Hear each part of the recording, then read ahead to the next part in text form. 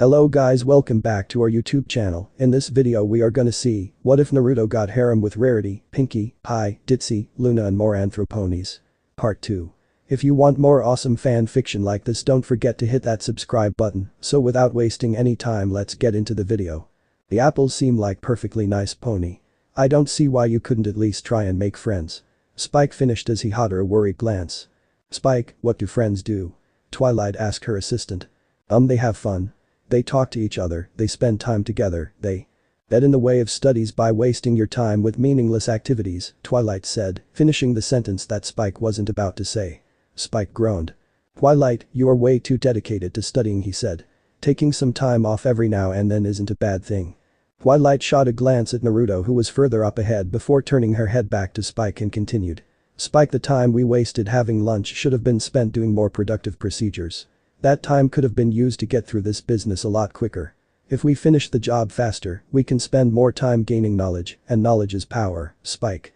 And when the princess ends up needing help with Nightmare Moon, I am going to need power, Twilight said with finality. They found themselves on the edge of town. Hey Rain. Naruto shouted out as he peered up at the sky. Come on lazy wings, did you forget what today is already? The force shot by knocking Twilight off her feet and Naruto on his back. Naruto found himself pinned to the ground as a pair of supple fists constrained by a black bra with a three-color lightning bolt pattern designed on it presented itself to his face. Of course those fists belonged to one Rainbow Dash. The Tonkelt's body was slim, fit, and rather athletic. Her mane consisted of a Tonkelt style cut short with an assortment of colors of the rainbow of light red, vermilion, gold with moderate sap green, cornflower blue, and moderate violet colors. The tall and slim form was atypical of Pugasi, often being the slimmest of the three pony tribes who were born with slender figures and the most resistant to temperature out of the three tribes. On her back held large and majestic cyan wings with the same coloration of her fur. For her dream and her job, Rainbow's body was perfect with a thin layer of muscle along her limbs. Though Naruto wasn't concerned about that, what was concerning him was the sport shot-clad butt that was grinding against his crotch while her tail playfully brushed against his knees. Rain. Naruto yelped as her face pressed dangerously close to the blonde. What's wrong, champ? She teased in a husky tone. Caught you completely off guard today. She continued grinding her tight asset against him. Twilight could only look on, scandalized at the situation before her. Upon mentioning shaking off the shock, she hastily covered the eyes of her gaping assistant so he wouldn't be further corrupted by what he was seeing. We got company. He said as he pointed to behind the Pegasus. Rainbow craned her head as her eyes widened and her mouth dropped upon seeing Twilight and Spike. Rainbow jumped up, fluttering from her wings, causing her to slowly descend to her feet. Whoops. She bashfully chuckled as her cheeks burned a bit red. Kind of awkward. She said as she let out another sheepish laugh. Excuse me. Lem help you. The Pegasus said as he helped her up. She then floated up to a cloud and jumped on it, causing a ray of showers to wash over the unicorn. Didn't mean to get you caught up in that. Sorry about that. Then using her powerful wings she caused the unicorn to puff up but dried out. My very own patented rain blow dry. No. Don't thank me. You're quite welcome. She replied with a burst of laughter, acting as if the situation that happened just didn't happen. Seeing the ridiculous state Twilight was in, who let go of Spike from the sudden burst of wind resulted in the dragon burst out laughing. And go a day without causing mayhem, I see. Naruto teased as Rainbow just let out a shrug. Yeah. She spiffily remarked. And who's this? Rainbow Dash flew down from the cloud and gave Twilight the once-over. Another one of your mare friends. She teased the blonde with a saucy smile. Cute, Naruto remarked. She's here to monitor how things are going for the Summer Sun Festival, and I'm playing the role of her tour guide. Twilight sparkled, having finally collected herself she cleared her throat and began speaking to Rainbow. Excuse me, Rainbow Dash. The one and only. The Pegasus proudly boasted with a flap of her wings and a thump to her chest. I heard you were supposed to be keeping the sky clear. She let out a sigh. I'm Twilight Sparkle, and the princess sent me to check on the weather. I'll get it done in a jiffy just as soon as I'm done practicing my newest trick, she said as she began to gently fly back into the air. Practicing for what, may I pray tell? The Wanderbolts. They're gonna perform at the celebration tomorrow and I'm gonna show 'em my stuff. The boasting was complemented with a mid-flight somersault while landing on the cloud behind her. Twilight would admit she had a little skill in the flight department. The Wanderbolts. The most talented flyers in Equestria, Twilight reaffirmed. She didn't have an interest in such sport events, but she at least knew of them by reputation. It was nearly impossible not to at least know about them. And they're gonna perform at the festival tomorrow, and I'm gonna show 'em my stuff. Rainbow gushed as her eyes glazed over as she began to daydream about the event. In response to Rainbow's verbalized declaration, Twilight let out a condescending snort. Please, the Wanderbolts would never accept a Pegasus who can't even keep the sky clear for one measly day. She challenged the Pegasus. Hey, I could clear this sky in 10 seconds flat. Rainbow proudly boasted as her eyes scrunched up. With a smirk on her face, Twilight decided to challenge her. Prove it. With a burst of speed that nearly left Twilight face up, Rainbow took off. She zipped through the sky, her hooves obliterating cloud by cloud with ease. Her movements were near untraceable as she quickly sent the little white puffs to non-existence. With little sounds of exertions and loops, Rainbow Dash left the sky empty. What did I say? 10 seconds. Flat. With a triumph grin and a flap of her wings, Rainbow landed on the ground. I'd never leave Ponyville hanging. As I've told you, Miss Sparkle, she may be lazy, but Rainbow Dash is good at her job. Naruto proudly stated. Yeah, Rainbow added before catching on to Naruto's jab. Hey. Despite it all, Twilight couldn't help but let out a sheep-like cry at the impressive speed. You should see the look on your face. Ha. You're a laugh, Twilight Sparkle. I can't wait to hang out some more. Rainbow took to the sky again. And if you're ready for me to whip your tail in a race again, Naruto, I'll take you on any time. Hey, try me again without flying, and we'll see who excels with speed. Naruto challenged with a determined grin. Wow, she's amazing. Spike remarked. How'd you meet her? Spike wondered, turning to the blonde. Naruto let out a sigh as he waved them over to another direction. I'll explain as we continued on to our next location. Where do we have to go next? He asked as Spike checked the list and announced decorations. Right, well, I actually met Rainbow Dash before Applejack. It was around when I first arrived to Ponyville. My happening upon Ponyville was essentially an accident. He said as he began recalling the events while doing his best to recall what Rainbow had told him. Rainbow Dash often took to the skies. The air was her domain, her element, embodying all the freedom one could ever wish. The air felt great in her mane as she continued doing a series of tricks and turns. She could feel it, her greatest desire coming true soon. She was sure if she kept it up she would one day be invited to join the Wanderbolts. Her focus on this one-track goal was interrupted by a commotion down below in Everfree Forest. One often to jump into action before planning out her steps, Rainbow Dash shot down towards the area with near unparalleled speed. She disappeared from the sky's view under the thick foliage of the old forest. Her wings flapped in rhythm as she glided towards the location of the commotion, and she gasped at what she saw. An orange stallion was surrounded by creatures she did not recognize. They had long, willowy bodies reminiscent of withered willows and bony-like features. Their mouths were like gaping black pits without a hint of a throat or end in sight. Their eyes were a hollow violet, a sort of dead pale imitation that could only be achieved by dolls. The stallion looked to be rather cut up, patches of his body caked in blood, and that he was about to collapse in exhaustion. Rainbow Dash couldn't stand by as these strange creatures attacked another member of her kind. Hey freaks. Pick on someone your own size. She declared with headstrong bravado. Landing for a brief moment, she began picking up speed and charged towards the creatures that spared her a glance. She landed a solid spin kick into one of the unidentified creatures, sending it flying into the air and slam into a tree, exploding into a smoky black wisp. The creatures let out a high-pitched hollow hiss as they melded into the ground and slithered towards Rainbow Dash. Startled, she immediately took to the air and gained some distance as they sprung from the ground and swiped at her. Floating back, she quickly picked up speed and rammed into the creatures with her shoulder, sending them to meet their end as they exploded from whatever they impacted. Though for each one she managed to defeat, 2 more would take its place. Crud, there's no end to these guys. Suddenly the creatures were evaporated by a stream of light. Rainbow found herself dumbstruck as Orange Stallion uttered the word run before collapsing. Normally Rainbow would have let out an exclamation of outrage. The insinuation that she was a coward would have been an insult to her pride, but whoever this stallion, he seemed to be heavily injured. Swallowing her pride, Rainbow picked him up in her arms and took to the air just before the creatures would retaliate. She quickly made her way to Ponyville to get the blonde medical treatment. Naruto began to stir, a groan escaping his lips as his vision slowly focused. He slowly sat up, he was in some kind of hospital room. Where am I? He wondered. You're at the hospital. A sweet yet brash voice spoke to him. He turned to the voice, and sure enough it was the colorful bipedal female pony from the forest. You saved me. He started to recollect what happened. Yep, the name is Rainbow Dash, feel free to thank me however much you think is necessary, then throw a little bit more in for good measure. The speedster Vinglorious remarked. Considering you were about to be overrun, I'd consider us even. He teased with a light grin. What? She exclaimed in outrage. Hey buddy, I totally saved your butt. Rainbow argued, growing annoyed that the stallion wasn't more grateful. If I haven't been there you would have been creature food. The stallion grew silent for a few seconds. Thanks, I haven't been having the best past few days, and you really helped me out of a tough situation. Ah, you're welcome. Rainbow remarked. Suddenly another pony woman had entered the room. She was shorter than the rainbow woman with a light pink made reminiscent of cotton candy, wearing an open candy striper nurse outfit with a black top underneath as they were called he believed. A stark contrast to the scrubs he was used to seeing. Her fur was white or maybe closer to light gray shade with beautiful sapphire blue. She was wearing a nurse hat and had red cross mark on her side with a heart at the four corners. All in all she was rather pleasant to look at. Well, this is a first, Rainbow. Normally whenever you come to the hospital you bring injuries, but this is the first time you've brought a stallion.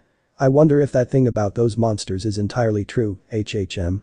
The nurse lightly teased the tomcolt with the insinuation that there was another reason behind the stallion's injuries.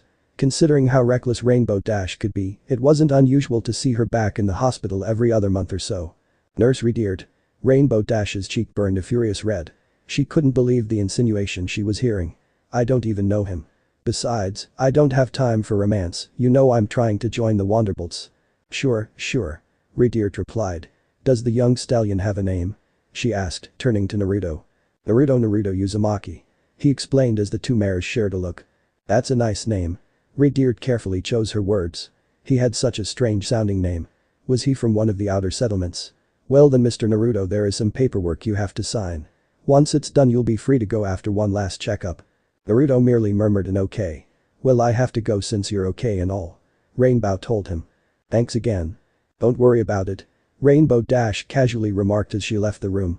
Naruto found himself released several hours later. Apparently he was now in a place known as Ponyville.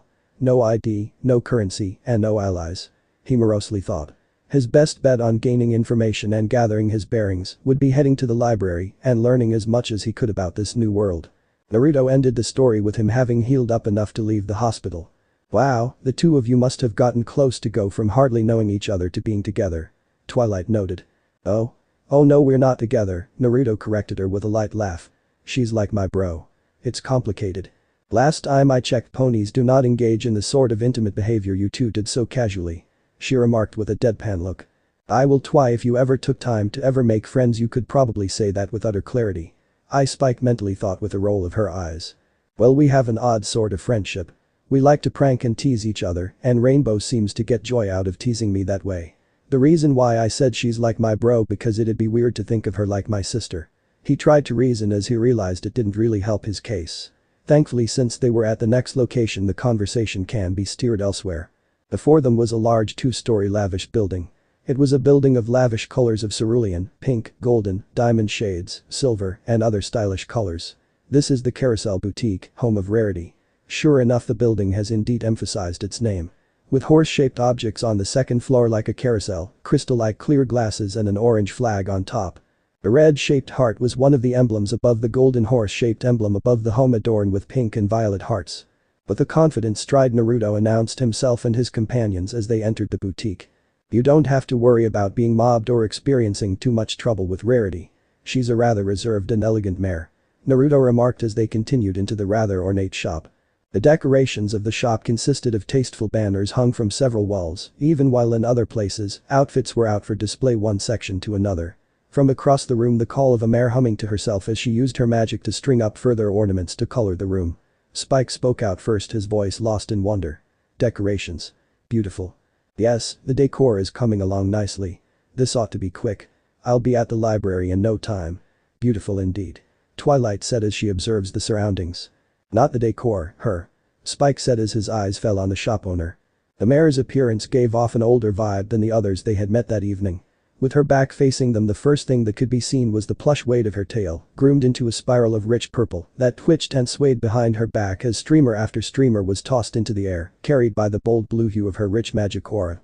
On her dainty hooves were indigo heels that gave her a bit of lift, yet the grace of her displayed not affected in any way, as if she had been born in such shoes. The edge of her dress lay hung just a few inches short of the floor, revealing her ankles and a bit of her legs before the fine white silk of her back. The entirety of the woman's trim and shapely back was on full show, but the amount of flesh shown was anything but tasteless, as her hair hung down past the small of her back and was just as dolled up and curly as her tail. As she turned, the low cut of the dress gave her ample cleavage sensuous yet teasing view. Hung between her bosom was a small diamond attached to a gold necklace chain that contrasted nicely to her beautiful hair. Her movements shifted her dress, revealing a slit in the leg of her dress that ran nearly to the right hip, displaying the mare's eye-catching feature. Now getting picky, she started to sort through what decorations she had left, tossing one after another to the side while hunting for just the right flair to finish off the room. No, no, no, oh. Goodness no. Crying out in disappointment, she tossed suddenly became sliver of cloth away and shaking her head with disappointment. Spike suddenly became self-aware and began to lean in close to Twilight, whispering with care as he straightened his scales and the deep green spines upon his head. How are my spines? Are they straight? That was always one of the issues of Spike being a dragon.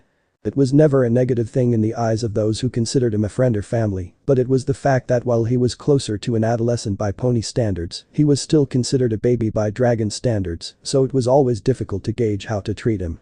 Twilight suddenly realized why this seemed so familiar to her. This was the same sort of behavior Spike shown when he became infatuated with Moon Dancer. But she had to forge ahead, stepping in front of her assistant and calling out gently to the fashionable woman, glad to have someone with some sense for the importance of the work that needed be done. Good afternoon. And instantly she was interrupted as the mayor held out a hand and silenced her with a finger pointed to her lips. Just a moment, please. I'm in the zone, as it were. Another reach into the bin she had with her, and at last the perfect flair to fix to top off the room, her elated voice calling out in joy. Praising herself once she realized just what the outfit needed. Sorry, I suppose I should have warned you this would happen. Naruto apologized to Twilight as a smile tugged at his lips. The sound of the voice alerted to the dressmaker as she craned her head. Her eyes lit up, and with the design forgotten for the moment, Rarity got up and she pulled the blonde into an enthused hug, unknowingly earning him Spike's ire. Naruto. Oh darling, where have you been? You up and disappear for 2 months, sending only letters, leaving poor sweetie Belle and I wondering if you were okay. She said as she gave the blonde one of her classic shaming looks. I'm sorry Rarity, I had things I needed to take care of. How's sweetie by the way? The usual, she answered him with a dry expression. That could only meant the little filly was a handful as usual. The sound of throat clearing drew to their attention that there were others still there. Sorry, Rarity, this is Twilight Sparkle and she's here to talk to you about the festival. Good afternoon. Twilight began introducing herself before being Rarity suddenly yelped in response to seeing Twilight's mane. Oh my stars, darling, whatever happened to your coiffure? Rarity asked in a shocked tone. Oh, you mean my mane? Well, it's a long story. I'm just here to check on the decorations and then I'll be out of your hair. Twilight countered. Out of my hair? What about your coiffure? Rarity remarked with a gasp. Naruto whispered sorry to the unicorn. He supposed he should have seen this coming. Do you mind? Twilight asked, but Rarity didn't hear her and she stepped back into Twilight's personal space, grabbing her face and staring intently at it. You have a marvelous complexion, but these patches of dry skin and the condition of your fur suggests you're something of a recluse. She noted. Twilight grabbed her wrists. Look, I'm not here for fashion advice, all I want to do is. Rarity paid no heed to Twilight's words as she stared at Twilight's hands. My word, you've never had a manicure in your life, have you? Not to mention the stitching of your clothing is worn out. This sort of condition can have only been caused by frequent use. Nothing that cannot be fixed by moi. Despite Twilight's protests, Rarity began dragging her off, followed by Spike, who was wearing a look of infatuation, and Naruto with a look of indifference, having grown used to the seamstress antics. Don't fight it, Twilight. Trust me, it's easier to let Rarity go to work. Naruto called out to her. Moments later, Twilight found herself being dressed up in a wide assortments of outfits. No, too green. Twilight was dressed like the Lady of Liberty. Too yellow. Twilight looked like some rich, high-class pony going to a garden party. Too poofy. Twilight then had on more fancy clothes. Not poofy enough. Twilight looked like a filly dressed up for a party. Too frilly. Looked like a queen in the old ages. Too shiny. Finally, she got a necklace with a fancy saddle. Now go on, my dear. You were telling me where you're from. I've been sent from Canterlot to Twilight said in a strained voice before Rarity lost her grip, sending Twilight flying. Canterlot, oh, I am so envious. The glamour, the sophistication. I have always dreamed of living there. I can't wait to hear all about it. We are gonna be the best of friends, you and I. Emeralds, what was I thinking? Let me get you some rubies. Rarity said as she went to find some more jewels. Quick. Before she decides to dye my mane a new color. Twilight said to Spike as they decided to flee before Rarity got back. The three of them soon found themselves on the outskirts of Ponyville once more. Wasn't she wonderful? A still love struck Spike asked the others. A chuckle escaped Naruto's lips. Rarity can also be another acquired taste to get used to. How did you come to meet such an enchanting creature? Spike's desire to learn more about Rarity had overridden the jealousy he had towards the blonde for the moment. Meeting Rare was one thing, but how we really became friends had suddenly grown quiet and a faraway look filled his eyes. It wasn't under the best conditions. It's not up to just me to tell you that other story, but I can tell you how we met. It had been a few weeks since Naruto arrived to Ponyville and it was nearing the end of the winter season. He was making his way to a shop by the name of Carousel Boutique to have the clothing that he used to train in patched up. If he was lucky he might even get more clothing to wear instead of having to wash the same thing over and over again. "Hello? Excuse me? Anyone here?" he asked as he poked himself around the circus-like building. "Wow, she must be rich like a noble or something," Naruto murmured as he looked around. "Hello? Please come in, I'll be with you in a moment." Naruto trotted deeper inside until he saw Unicorn. Her horn glowed with a light heliotrope glow. One of the things Naruto came to learn was that some of these ponies were very peculiar about their image and colors. The only person who really struck him as someone really into that whole fashion scene was Ino. And even then she was more reserved than some of the residents he had encountered in his short time here. The unicorn lady quickly finished what she was working on. "There, now that is all finished, how may I help you?" Naruto watched the mare sputter before just stopping altogether. Rarity stared at the stallion before her and she was horrified at his appearance. "Those garments are absolutely dreadful and will not do." "Hey, what are stop hey." Despite Naruto's protests the unicorn began dragging him through the boutique before plopping him down in a chair. "No one shall leave my boutique in such a condition. That mane of yours looks like jagged edges and you're covered in splotches. Do you not take care of your mane?" As the unicorn continued to dress him down Naruto couldn't help but wince. That rather pushy nature kind of reminded him of a temperamental Sakura. "Look, that's enough. It's kind of insulting that you're berating me without even getting as so much as my name, don't you think? I only came to see if I can get my clothes mended, but if you're only going to insult me I'll leave." After the end of Naruto's statement the unicorn looked remorseful. "Forgive me, sometimes I lose myself when I get caught up in fashion. To think I tossed my manners to the wind like that. How can I even call myself a lady?" Naruto found himself stunned by how dramatic the unicorn was being. She even went as far as using her magic out a couch and collapsed on top of it. "Look, I'm just here to fix my clothes or get new ones. He paused as he tried to come up with a reason. "Someone who works out and trains a lot and I needed clothes to train in. Oh, please allow me to fulfill this request. I assure you that you are incapable hooves," she promised as she brought out a measuring tool. She began examining his dimensions when she caught sight of something. "My word, what an interesting and fetching features, I have never seen anything quite like it." Naruto beat his head to the side as he turned to look at what Rarity was talking about. "What? Your tail, of course," she emphasized as if she couldn't believe he was clueless. Naruto couldn't help but pale slightly. His tail definitely wasn't normal. It was more fox-like than it was pony. Oh, such a divine feature. Think of the outfits I could make showcasing it. It is like this life of ours to bless me with such a divine sight, if only I had such a treasure. The only thing that came to Naruto's mind was his hope that the unicorn wasn't going to kidnap him and stash him in the basement or something. Finally, after what seemed like hours, he finally got his clothing, though despite how much he insisted on orange, the unicorn talked him into substituting with something more luxurious, like violet. "Mr. Uzumaki, I do hope you wouldn't mind taking up my offer for lunch as to apologize for my dreadful treatment of you earlier." Despite any initial misgivings Naruto decided to give the seamstress a chance. She seemed like a real nice person. Pony. A real nice pony. He hoped he would get used to that soon. "That sounds like a nice idea to me, Miss Rarity." Naruto accepted her proposal. He would find himself soon inquiring about any opportunities to earn some money when Rarity approached him with a proposition. If he was willing to come with her to unearth and carry any gems found, then she would consider it payment for his clothes, not to mention she would give him a small cut for his services from the gems she sold. Booing. The sounds of hoofsteps approaching the door. Slowly, it swung open. She smiled. "Fantastic, oh, and I'm so grateful you were able to come help me on this excursion," she said as she headed back into the shop. "No problems, Miss Rarity." While working on Sweet Apple Acres would keep him fed and with shelter, he was never going to earn enough money that way. "To be honest, I'm looking forward to see the mountainside." "Well, we should make our way out," she replied to his enthusiasm. "After all, it's such a nice day and I would hate to miss such a perfect chance to gather jewels." She finished as she grabbed an extravagant canary yellow sun hat off the hat rack to protect her from the rays of the sun. "Well then, Miss Rarity," he said as he held the door open for Rarity. "After you." "Why, you are such a nice gentlecold." She smiled as she walked past the door. Rarity smiled as the two began their trek out of the town. Their journey took them north until Rarity found a patch of land ripe with gemstones. Apparently the mare had a gem finding spell. Using the spell she began walking in intricate patterns through the dirt field, protected by her boots, while also giving Naruto a blueprint on where to dig. Every so often, the mare detected a cache of gems, in which Naruto then came to her aid and extracted the colored translucent stones. Since Naruto was able to borrow an old worn-out cart from the apples, the haul that they were gathering were quickly outstripping any haul that Rarity made previously.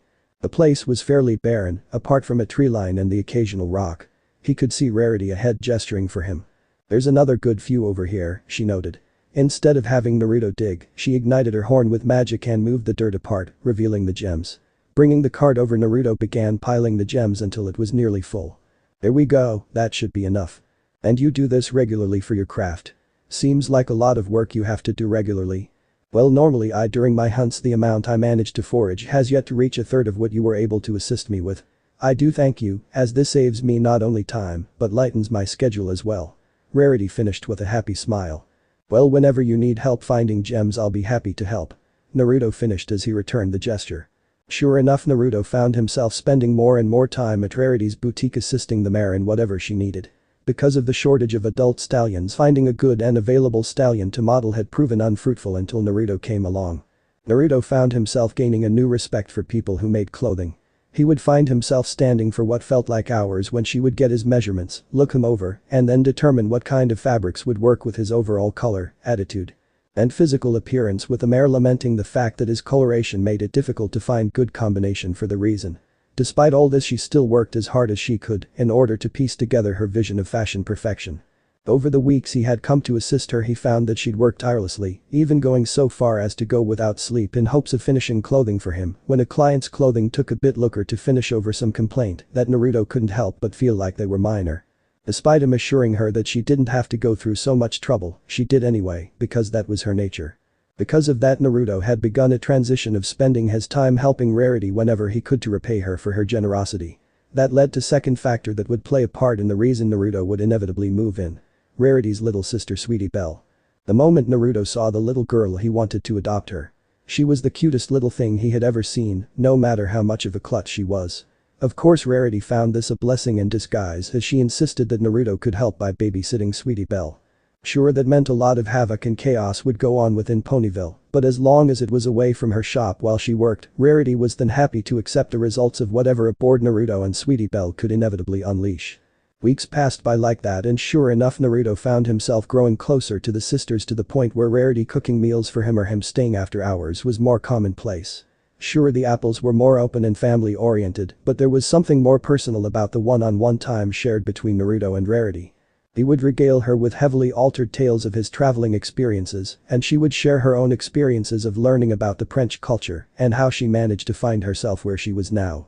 As such, the trips for gem hunting were now a common thing between the two of them. When Naruto had expressed his desire to build up a savings, Rarity, usually only making trips every other week, now found herself going every other day with the blonde, as his assistance increased her gem holdings nearly tenfold, meaning she could afford to spend a few days assisting him to forage for gems. With enough stored, they could go into the city where they could be appraised, and then he could find a business or buyer to exchange them for bits. "Rarity, I assure you I'm enjoying myself quite a bit," the blonde remarked as Rarity had just expressed her concern that her companion spent more time helping her than worrying about himself. "I enjoy helping you out because it gives me something to do. You continue to take time out of your day to help me out of the kindness of your heart without expecting anything in return, and trust me, not just anyone does that. Being with you has made me happy because it's given me something to do besides working myself into the ground. I guess the best way to put it is you add balance to my life. Well, I'm not ungrateful, nor can I ever forget what the apples have done for me. What you've given me is something they can't. Being around them gave me a sense of family and a home, but being around you gives me a sense of duty." I'm really not the most articulate person, and I'm sorry if I come off as rambling, but once again thank you, Miss Rarity, for being the most generous soul I've ever known. After he finished his speech, a silence had formed between them. A blush crept upon the cheeks of the mare. That had one of the sweetest things anyone had said to her ever. She was at a loss of words. When Rarity continued to remain silent, Naruto began to wonder if maybe he had said too much. "Thank you, darling." Hearing Rarity speak again caused Naruto to relax. Suddenly the smell of something had alerted Naruto.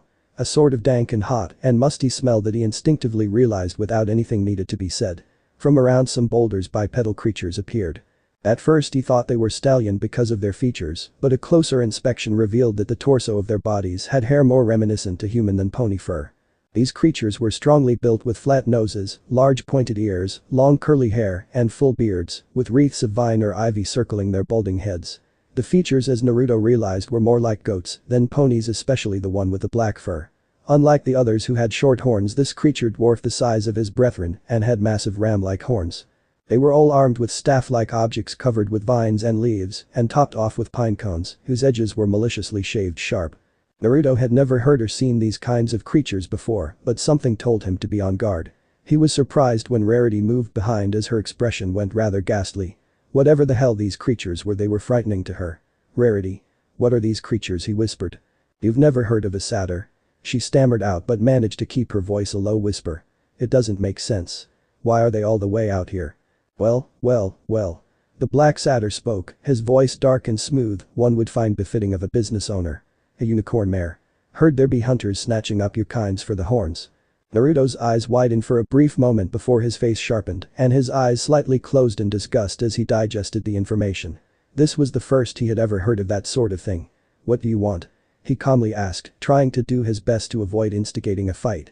As long as Rarity was here, he wouldn't be foolish enough to initiate a confrontation that could get her hurt. "Your treasure, we want it," he said as he a beckoning motion with his clawed finger. "Naruto darling, just give them the gems. We can always get more," Rarity pleaded with him. Naruto turned his head. "I will, Rare. I won't let them hurt you," he said as he turned back around. He grabbed what little haul they made and tossed the bags halfway between them and the satyrs. "That's all we have," Naruto said as he stepped back. "You seem to have misunderstood me," Mulai said. "I want your treasure." "I don't have anything else." Naruto knew two things for sure. Chances of things going peacefully were almost non-existent, and the way he was called Mule was definitely an insult. Without a word, the black ram simply lifted his staff and pointed at the mare. "Give us the mare and we'll let you walk away alive." "The hell I will," Naruto snarled as he finally realized what they intended. Naruto craned his head and turned to the mare. "Rarity, I'm going to distract them. You need to get out of here." "I won't abandon you," she replied with a stubborn shake of her head. "I can't fight effectively if I'm worried about you. Please," he pleaded, but before he could get a chance, the satyr underlings charged. With one more cry to her to run, Naruto engaged his attackers. As much as Rarity didn't want to leave the blonde, she knew she was no use in a fight. She shouted to the blonde she would get help and took off down the path. Immediately, two of the satyrs shot forward. Using their feet, they rammed into Naruto, causing the blonde to fly back slightly before digging his hooves into the ground. The breath was nearly knocked out of him as they continued their attempts to blitz him. Realizing the satyrs were much stronger than Naruto anticipated, so it forced the blonde to be more on the defensive. He placed precise and quick strikes into their ankles, throats, or whatever vulnerable place he could strike. When the other short horns entered the fray, Naruto met them strike for strike, channeling his chakra to harden his skin and cushioning the blows before returning the favor. A solid strike to the abdomen caused the satyr with a short goatee to double over. Quickly maneuvering with a sweep kick allowed Naruto to trip one off his feet and quickly jump back, lunging his elbow into the throat of the satyr. Naruto let out a yelp as one of the satyrs rammed his horn into the blonde's shoulder, causing a small spurt of blood, pain coursing through the right portion of his body. Naruto knew he had to work fast, as the loss of blood and blood pressure will cause the organs of his body to start failing, due to his body slowly losing oxygen. Twisting his body so he could use the other part of his body, Naruto grabbed the back of his head and rammed his knee into his chin, sending the creature flying back. Naruto let out a yelp as he found himself stabbed by the creature's spears. Apparently they decided that the blonde wasn't the weakling they thought he was. Naruto nearly stumbled over from the numbing sensation coursed through his body. All 8 of the satyrs charged him at once. Thankfully they weren't too bright or trained, relying on their weapons and brute strength instead of tactics, so Naruto began to use their strengths against them. As they charged him, he maneuvered it so he could use his hands and hooves respectively to maneuver them to stab 4 of the satyrs with their own weapons. Landing on all 4s, Naruto grabbed 2 of them and held the other 4 satyrs at arm's length. "Put down the Thyrsus mule." Naruto turned to see the black satyr had Rarity slung over his shoulder. Letting loose a low growl, Naruto dropped the Thyrsus. The 4 satyrs that weren't paralyzed proceeded to wail on the blonde. The pain was nearly unbearable as the strength of the blows left him bloody and bruised to the point his body gave out, along with using their weapons to stab into the blonde. They continued to attack the blonde to the point where his body felt like it was going to be turned into paste. The black satyr tossed Rarity unceremoniously on the ground. Naruto's chest tightened as he noticed that her dress was torn and a bruise was on her face, with blood seeping from her busted lip. The rage within the blonde was slowly building. Pathetic. The horned leader snarled as he rounded on his group. A mere mule, a dirt digger of all things nearly did you in. But Lord Ashby. One of the satyrs began to speak only for the horned satyr to kick up one of the spears and launched it into the satyr's shoulder. The satyr dropped to his knees as he held back the scream through closed lips. Naruto's eyes met with Rarity's, seeing they were filled with sorrow. I would have let you live, but your insolence has put me in a rather foul mood. So before I finish you off I'll let you watch your little mare friend bring me some relief. Ashby taunted as he grabbed Rarity by the wrists and hoisted her up. Ashby's followers began to laugh and whoop it up. Tried as she might, Rarity wasn't strong enough to break from his hold and started to cry, pleading for him not to do this. In that moment Naruto had snapped. One moment Ashby was celebrating his victory, the next all he felt was pain. He looked to his followers and all he saw was shock and fear. What was going on? He looked down to see that Naruto's hand was buried into his throat. Naruto yanked back, blood spurted from the round as Ashby fell backwards dead. Leave the tone that left the blonde was cold and completely hollow. He turned to the satyrs, his eyes crimson slits, but something was wrong. This wasn't the same as when he fought Haku on the bridge or Kimura or Orochimaru all those years ago. There was something much darker, more sinister dark to it. This was definitely Kurama's chakra, but there was something else. Before I lose the remaining sense of reason I have left. The cowards fled, gathering their remaining brethren and took off. The only remaining sound was the soft sobbing of Rarity. Turning to her he saw that her outfit was more torn up than he thought, revealing further bruising in her bra. Naruto took off his shirt and walked over to Rarity. Rare. He softly called out to the mare. She looked up as she watched the blonde placed his shirt over her, so she was no longer exposed. Sorry, I'm so sorry. She sobbed, feeling that it was her fault the blonde was so hurt. On one hand a part of her was repulsed and scared of the brutality of what she just witnessed. She had never seen any pony or anything be killed before. She certainly didn't know any pony who could commit such a horrid action, but on the other hand another part of her, a much larger and grateful part of her, was thankful. I wish you didn't have to see that. He mumbled as he looked down at the ground. Rarity was confused for a moment before she realized why he said that. He must have picked up on her still coming to terms of what just happened. Suddenly, to even her own surprise, she hugged the stallion. Thank you so much. I was so horrified, and she trailed off. Rare, he said, the sadness in his eyes was clear as he rested his chin on her shoulder. I was so afraid I would lose you, so afraid that you might grow to fear me. Never, I owe you my life. She said as she felt a wet sticky sensation drip down on her. Oh my Celestia.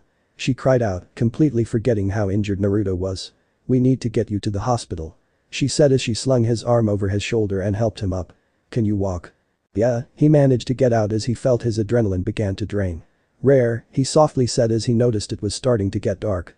It'll be faster if you do not. She sharply cut him off with furious tears. I will not leave you behind. We are both getting out of here, together. She said as she slowly began their trek. They were miles away and at this rate it would be nightfall before they got back. I was not strong enough to fight back. That will be something I will always regret, but I am strong enough to help you now. I have to be. I will be, so do not ask me to continue to be helpless to do anything. Okay, Rarity. He simply replied as they slowly made their way back to town. After that day the nature of their relationship had permanently changed. Naruto realized he had been quiet for a good deal, having become lost in his own memories. Before he could apologize for the sudden silence, the sound of chirping birds drew their attention. He realized they were near the forest outskirts where Fluttershy frequented. She had a long soft pale grayish rose mane and wore a sleeveless yellow sweater with a long flowing light green skirt that reached down to her ankles.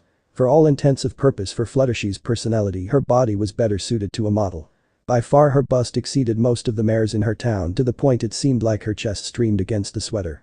She also had wide thighs and bottom that exceeded Pinkie's, connecting with a thin waist that seemed prominent in Pegasi in general. Fluttershy was also a bit larger than your common Pegasi, indicating that she had some sort earth pony ancestry, considering she was more on the thicker side, as well as the fact her wings were on the smaller side compared to Pegasi in muscle mass. Her gentle cyan eyes trained on the avians before her. Don't approach her too quickly. Naruto warned them as they approached the Pegasi mare. Oh my. Stop please, everyone, She softly instructed them as she stopped the rehearsal. Excuse me, sir. I mean, no offense, but your rhythm is just a teeny tiny bit off. The blue jay nodded. Now, follow me, please. A1, A2, A1, 2, 3. Before she could start, Naruto called out to her. Hey Fluttershy, hope I am not interrupting. The tone he used was much softer than the boisterous or familiar ones used to greet the others. Fluttershy turned to speak with him as her eyes lit up and a smile graced her face. Hello Naruto, have you come to see the rehearsal? Actually, I'm showing some pony around town who's here to see how things are running for the festival. He explained as Twilight Sparkle strode forward. Hello, I hope we aren't interrupting you. I was sent from Canterlot to see how everything is going and the music sounds wonderful. Fluttershy didn't respond. I'm Twilight Sparkle. She still garnered no response. What's your name? Twilight once more prompted her. I'm Fluttershy. The Pegasus said in a meek tone that the other mare couldn't hear. I'm sorry, what was that? Twilight asked her once more. My name is Fluttershy. Fluttershy said in an even quieter voice that was hardly audible as she shied away. Didn't quite catch that. Twilight prompted once more, becoming dangerously close for the Pegguy's liking. Fluttershy then made a squeaking sound as her mane covered one of her eyes. Let me talk with her. Naruto suddenly cut in. She's really shy. She had it rough as a filly and I've tried to help her through it, but progress has been slow. Naruto spoke to the unicorn before he led Fluttershy away. Out of all the new friends he had made, Fluttershy was one of the more recent ones. I'm sorry about that, Fluttershy, I should have warned Twilight more. In response he got something in more along lines of it's okay. She just wanted to check out the music and it seems like things are going okay. I'm sure she wouldn't mind a small sample of what the birds can do. Do I have to? She squeaked out in a soft tone. Come on Fluttershy, it's for the festival. She's not going to hurt you. Twilight Sparkle is a nice mare and Spike is also a pretty cool little dude. The mare beeped her head curiously. Spike. She looked around the mare and spotted the baby dragon. The baby dragon. The sudden explosion of energy from Fluttershy caught Twilight and even Naruto off guard, pushing past them and leaving Spike suddenly cuddled to her chest and cheek against cheek. Those bright eyes shining with joy at her discovery. Oh, I've never seen a baby dragon before. He's so cute. Spike, now the center of attention for the first time all day, a grin spread over his lips and the short dragon inflated his chest with pride at all the attention suddenly washing over his. Well. Gushing with joy, Fluttershy did a small spin in the air, holding Spike high over her head and releasing another gasp of surprise. At this point Twilight hand groaned sharply and held a hand to her face as she groaned sharply. Naruto clasped his hand over his lips as he tried to stifle his laughter. What happened he did not expect, yet so cute. Not that it had any impact on the situation at hand, as the mare continued to heap attention upon the tiny dragoness. Oh my, he talks. I didn't know dragons could talk. That's just so incredibly wonderful. I just don't even know what to say. I guess everything's in order. Keep up the good work, and in that case we'd better be going. Wait. What's his name? Fluttershy asked the group. I'm Spike. The baby dragon introduced himself. Despite Twilight's attempt to grab Spike and run, Fluttershy followed after them. Hi Spike, I'm Fluttershy. Wow, a talking dragon. And what do dragons talk about? Well, what do you want to know? Fluttershy was swift to trill with delight at Spike's welcoming response and pulled her arms together to hug them against herself in joy over the situation, going so far as to do a backflip in place, then rushing to catch up again. Absolutely everything. Just let it go, Twilight. Just let it happen. Spike, however, was simply happy to have an attentive audience and spoke out with joy. Well, I started out as a cute little purple and green egg for an adolescent. His story was surprisingly long, enough to where it went from early afternoon to early evening. And that's the story of my whole entire life. Well, up until today. Do you want to hear about today? Oh, yes, please. Said Fluttershy. Suddenly, Spike found a hand, courtesy of Twilight, clamped over his mouth and dragged back. I am so sorry, how did we get here so fast? I'm staying at the library while I'm in Ponyville, and my poor baby dragon needs his sleep, so we need to hurry and settle in. Of course, that was sure to get an instant response from the animal lover. Poor thing, you simply must get into bed. Yes, we'll get right on that. Well, night. She said, dragging Spike away before any more time could be wasted. Naruto called out to the mare, who turned and was about to make her way back to the forest. I'll see you later, Fluttershy. Okay, bye. I have to say that was definitely interesting. Naruto remarked as he began remembering how he met Fluttershy. It wasn't until relatively recently, in fact. It was during yet another training session where he found himself collapsed from exhaustion. The wish to gain back the power he once had driven him to near reckless levels of training. After all, being as strong as he once was in this new body was the only chance he had to survive. He slowly began to stir, only to find himself in a cottage of some sorts. He was on a makeshift bed and found that someone had given him medical treatment too. He looked around and saw there was a large gathering of animals consisting of birds, squirrels, mice, cats, and other creatures. Where in the world am I? He said as the pony he assumed was his caretaker entered the room. Upon realizing he was awake, she seemed to freeze in mid-step. Oh hello, you helped me, right? Naruto asked as he moved up to his hooves. The mare made a squeak as she stood there. Hello. My name is Naruto, Naruto Uzumaki, what's yours? The Pegasus shied away from him. The various animals let out various growls, causing the blonde to stumble back. It's okay. The Pegasus quietly assured her little companions. My name is Fluttershy. Hello. They both exchanged a glance as blue eyes met blue eyes. The Pegasus once more shied away from him. Well, it's nice to meet you, Fluttershy. Can you tell me where I am? Oh, we're outside of Ponyville, Mr. Naruto. Naruto just grinned. Just Naruto, no Mr. Okay. Naruto, could you tell me why you were unconscious outside? But you don't have to answer it, though I was just curious. She shied away as he turned towards her, bumping into one of her animal friends before quickly apologizing to the gentle soul. I was training. I'm something of a martial artist and I went overboard. You really saved me though, thanks for your help. He thanked her. It seemed a pattern was forming.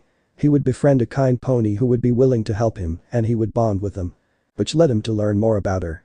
I'm the town's veterinarian. She answered when he asked her what she did for a living. A vet? So you like animals then? She perked up at this. Oh yes. I just love them. I love all animals, from the smallest little chipmunk to the largest bear. Except for dragons. Dragons are scary and mean. She finished her statement with a quiver. And nearly everything she did, from her demeanor to her career, centered on her kind nature. From that moment on, I've visited Fluttershy. She doesn't associate with others much and it's nice to slow down and enjoy nature with someone. Naruto explained as they arrived to the library. I would like to thank you for all your help today, Naruto. Forgive my rudeness, but there is a matter which I really have to tend to. She said as she searched along the wall for a light switch. Now where is the switch? I found it. Naruto said as he used his hoof to turn on the light. Surprise. Many ponies shouted out. The unicorn was taken back by the loud noise and fanfare, with an odd Pinkie pony blowing a kazoo. Looks like you must have met Pinkie Pie. Was the only thing Naruto could remark as every inch of the library had been covered in a traditional Pinkie Pie setup. Ooh-oh. Customers. Welcome. A flash of pink whizzed out the door and abruptly stopped in front of them. The mare had a brilliant raspberry mane, light cerulean eyes, and a pale, light raspberry coat. Hello Pinkie Pie, I've brought a friend to treat him out for a meal. Oh, hello there. In yet another pink flash, Naruto found himself nose to nose with a mare with the cotton candy hair. She was dressed in a light pink shirt with balloons on it, 2 blue and 1 yellow in the middle adorning her torso, violet miniskirt, along with white and pink sleeves and stockings. The energy irradiating from her was quite infectious. You have such fun hair. And what's with the foxtail? I don't think I've ever seen you before. How'd you get the foxtail? What's your name? Are you a fox pony? I've never met a fox pony before. She suddenly gasped after her flurry of questions threatened to overwhelm Naruto. I have to plan you a party. But you just met me, why would you throw a party for me? Naruto wondered, finding himself almost overwhelmed by the mare's questions. Because that's just what I do. I throw parties for all my new friends. She answered him with a bright, almost childlike smile. Pinkie Pie, if you don't mind, we're here to get something to eat. Naruto's companion told her. Pinkie's eyes widened in glee. Ooh. I didn't know you two came here to buy some sweets. Well, what do you and Mr. Fox Pony want to eat? Hey, the name is Naruto. Not Fox Pony, okay? Naruto remarked as a deep blush colored his cheeks. Naruto? Wow, that's such a strange candy. Sounds like a dance you do on your toes. My god. Every single one of them is insane. Naruto thought as he simply sat back and resigned to a life of ponies that were going to confuse the hell out of him. See, I've never saw you before, and if I've never saw you before that means you're new, cause I know every pony, and I mean every pony in Ponyville. Pinkie Pie rambled on as dragged Twilight further into the building. And if you're new, that meant you haven't met anyone yet, and if you haven't met anyone yet, you must not have any friends, and if you don't have any friends then you must be lonely, and that made me so sad, then I had an idea. And that's why I went, suddenly pausing for yet another deep gasp. She rushed on just as quickly afterwards. I must throw this great ultra mega super duper spectacular welcome party and invite everyone in Ponyville. See? And now you have lots and lots of friends. Twilight was overwhelmed by the fact there was easily over 100 ponies gathered in the library. Refreshments were being enjoyed, ponies were chatting, and it was an all-around fun atmosphere. She soon found herself swamped by the 4 ponies that were part of the festival: Applejack, Rainbow Dash, Rarity, and Fluttershy. Awesome party, Pinkie Pie. I do say, darling, it always amazes me how you put together a party on such short notice. We always throw the best shindigs. The party is quite lively. When the form of Berry Punch entered the doorway with her special product, the party really kicked off. Rarity was standing to the side and conversing with a mare by the name of Bone Bone by one of the bookcases. They were both quietly sipping wine. Pinkie being Pinkie of course was doing wild dance moves in the middle of the floor with vinyl scratch, trying to mimic the crazy action. Naruto and Rainbow of course were having one of their competitions of who could down the most shots. Spike and Fluttershy were sitting off to the side, the former tightly wrapped in the latter's embrace as she went on and on about questions she had about baby dragons, despite the former's desire to get closer to Rarity. "Alright everyone, I have an announcement to make." Naruto loudly called out as the ponies at the party attention fell on him.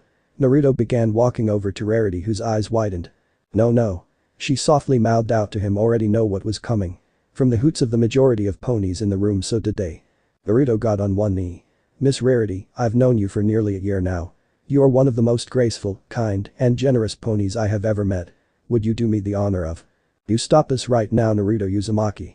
Rarity shouted at him, a mix of being tipsy and embarrassment resulted in her having her less than stellar control.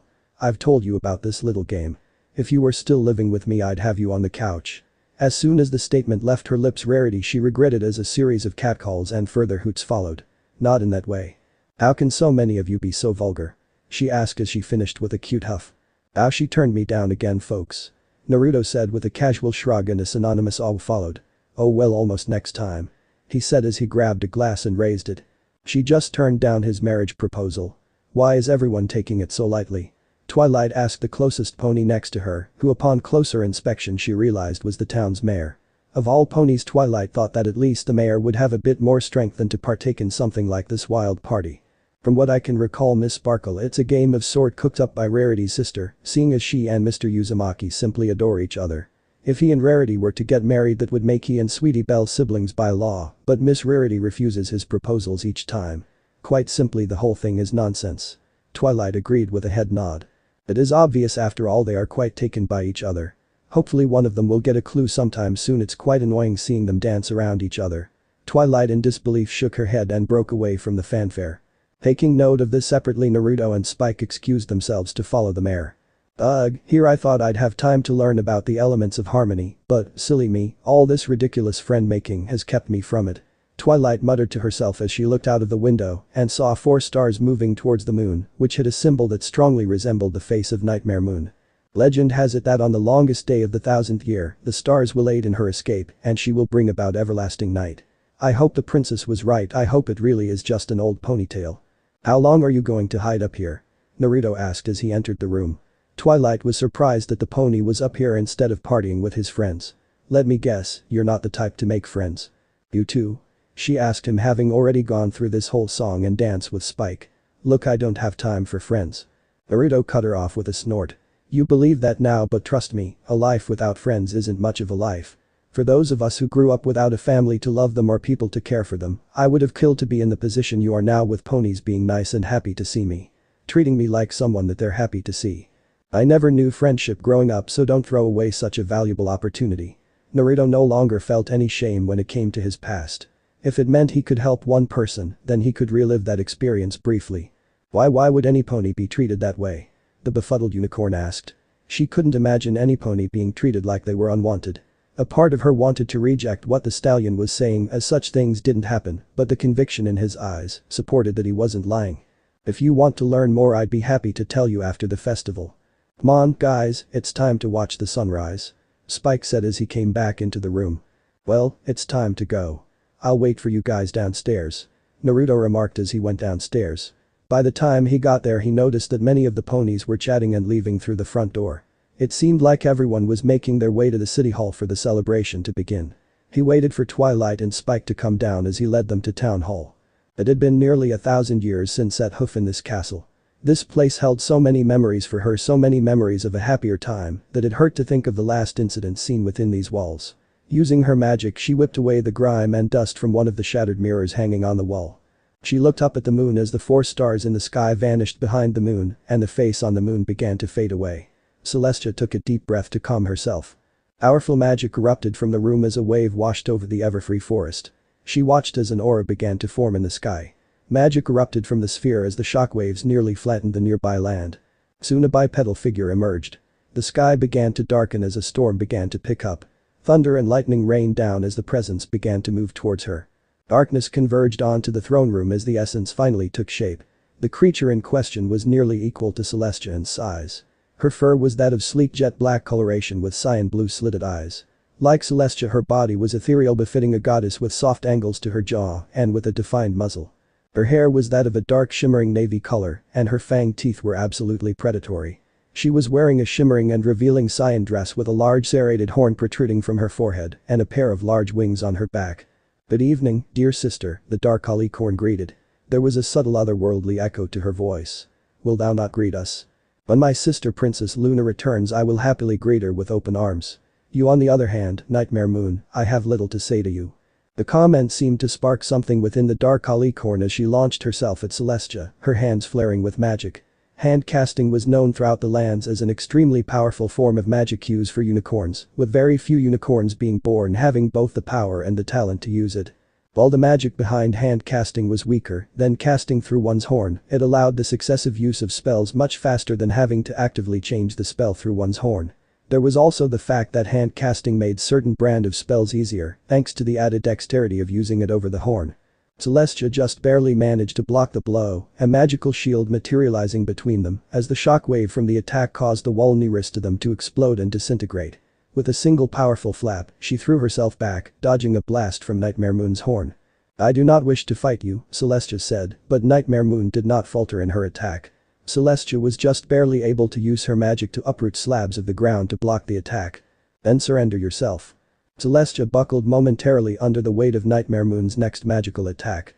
Channeling her magic through both her horn and her hands, she shattered Celestia's barrier.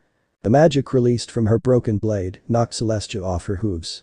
She rolled and bounced across the throne room floor, eventually coming to a stop at the base of her former throne. Her breathing was labored as the pain of the magical knockback pulsed throughout her body. Celestia took a few deep gasping breaths to try and recover more quickly, but it was already too late. When she looked up, she saw Nightmare Moon standing over her and felt Nightmare Moon's black presence holding her down. "Pathetic. Thou was more of a challenge to us 12,000 moons ago. The lack of the ascended form shows thou has allowed softness to overtake you. We shall make this quick." Nightmare Moon said as she called forth one of the very tools she crafted over 1,000 years ago, an amulet of incredible power that fed on the magic of the land and inhabitants itself. Nightmare Moon's magic washed over the castle and seconds later Celestia was gone. Content that the biggest threat to her was now gone, Nightmare Moon decided it was time to make her move. City Hall in Ponyville was hustling and bustling with the gathered crowds gazing in admiration of the decorations. Those who volunteered were putting the finishing touches on the part where they contributed. Clusters stood at the back of the room, speaking in groups, while the front two-thirds of the room had packed rows of chairs in tight to the front balcony to allow as many as possible to watch the princess raise the sun when the celebration began. Twilight spotted Naruto, who was telling Applejack something. Words were exchanged and he left and called out to Rarity, who was with a young filly. The filly was a white unicorn with an adorable grayish mulberry and pale rose curly mane and tail. She realized that the filly must have been Rarity's little sister. "Hey Twilight, I managed to save us a table. Why don't you and Spike join us?" he said as he called her over and introductions were exchanged. The excitement began to wind down as everyone began to take their seats. The performance officially began as Fluttershy's birds to full attention, their songs sounding out and echoing forth across the crowded hall. The doors opened and what followed was an arrangement of members of the royal guards. The first were the Solar Guard, the most elite of Equestria's guard, and Celestia's personal guard led by the Mare Shining Ray. Their duty was to personally protect Princess Celestia from assassins and protected Canterlot Castle. The next guard was the Unicorn Guard led by a stallion by the name of Shining Armor. Their general duty was to monitor and protect large cities like Canterlot, while also being on call at a moment's notice to create barriers to repel attacks. Finally, there was the Equestria Guard consisting of ponies of all three pony types. The various sects in the guards were assigned various duties, often making the brunt of the Equestria army. Excited whisper and chatter happened among many of the town's members. After a good deal of fanfare, Mayor Mare took to the center stage. She grabbed the microphone and began to speak. "People of Ponyville, it is with my own pride and a grand honor to introduce to you Her Highness, Princess Celestia." But the sweeping shift, he cast his gaze up to the balcony, where Rarity in that moment reached out and pulled at the cord that held the drapes closed. And standing in behind them. Not the sun goddess who had for thousands of years ruled over their kind and protected them from the dangers that filled the world. Instead, it was the form of Nightmare Moon, now armed with cyan armor chest mail and armor headpiece, crafted with arcane designs carved into every inch of the surface, with the twinkling images of the stars themselves visible in her mane. "Greetings, mine subjects. At long last thy one true queen has returned. Umbra, that darkness is the same as Umbra. Naruto mentally thought as he couldn't help but feel a bit overwhelmed by the power this being was exhuming. "Oh, my beloved subjects. It's been so long since I've seen your precious little sun-loving faces," Nightmare Moon announced as she was looking at the audience of ponies. "What did you do with our princess?" Rainbow Dash yelled out as she tried to charge at Nightmare Moon, but she was stopped by Applejack. "Whoa there Nelly," Applejack as she grabbed Rainbow by the shoulder and forced her down. Nightmare Moon then began a cold and cruel chuckle. "Tell us, whom among you know who I am?" Nightmare Moon prompted as her demonic eyes skimmed over the ponies. "Yes," Twilight said. "You're Nightmare Moon. Well, some pony who remembers me. Then you also know why I'm here." "You're here too," Twilight Sparkle began to stammer. Having lost the confidence she had for that moment. A malignant smile graces the lips of the dark goddess. "Remember this day, little ponies, for today is the last day the sun will ever rise. From this moment forth, eternal night has begun." Nightmare Moon said as lightning starts to fill the air. The guards immediately mobilized and went into action. "Steady Hoof and Aegis Shield, get the civilians out of here. The rest of you ready yourselves." Shining Ray barked out of the commands as the orders were being further dictated through a chain of command, though before the Solar Guard captain's plan could jump into action, multiple figures exploded in through the window and doors. Screams of terror echoed through the building as various creatures began cornering the ponies. There were the wolf creatures known as lichens who were the descendant of wolves and an instinct trace of creatures known as humans. There were also some griffins as well. Considering the at best testy relations between the ponies and griffins, this wasn't a complete and utter surprise. There was also satyrs as well, to which Naruto recognized from that day all those months ago. One thing stood out among the creatures that made it clear where their allegiance lies with. The features apparent in them were those eyes, those dark slitted eyes of the same shape and color of Nightmare Moon. "Thy princess is a merciful goddess. Accept my gifts and we guarantee that thy life will be a pleasant one. Never tyrant." Shining Ray spat out. A proud member of the guard with rose-colored hair and honey-colored eyes. Years of being in the service saw her developed a muscled form usually unseen on unicorns without specialized training.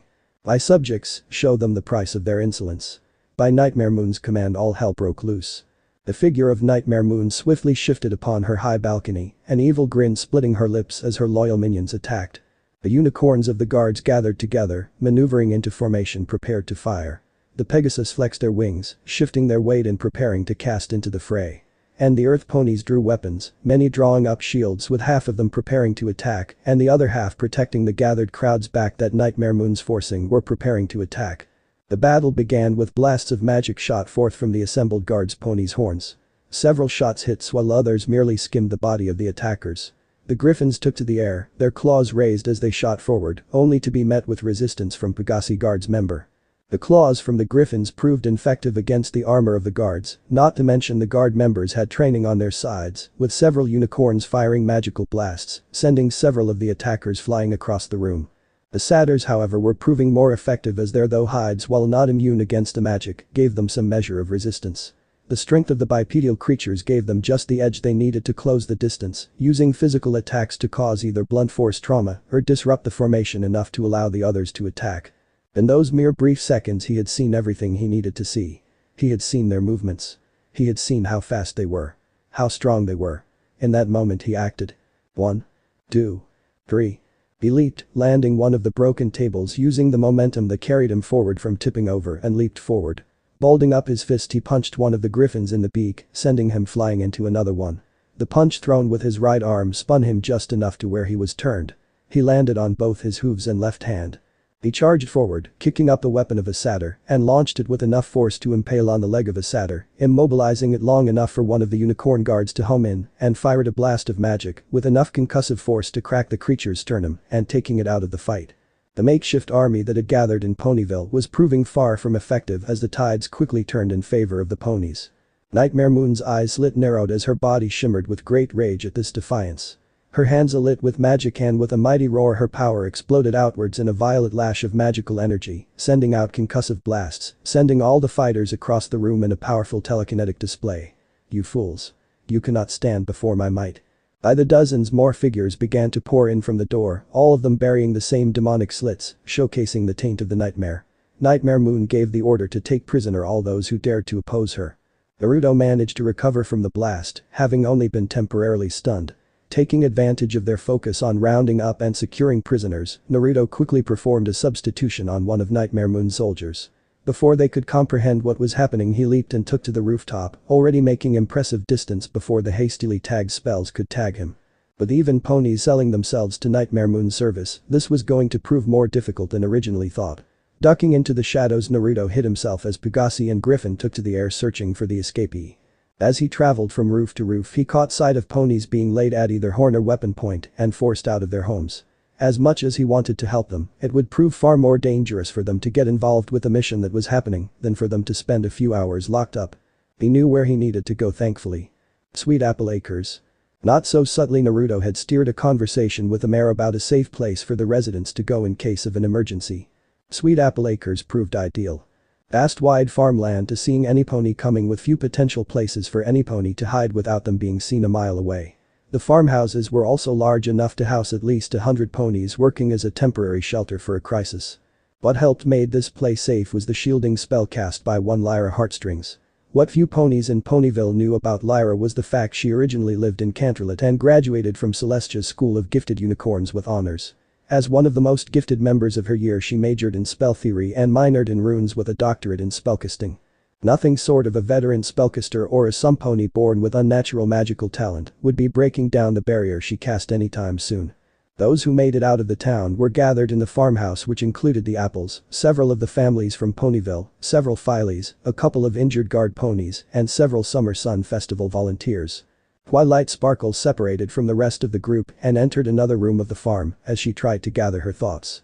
There wasn't a single hint of the sun rising or a hint of Princess Celestia in the horizon. What had happened to the princess?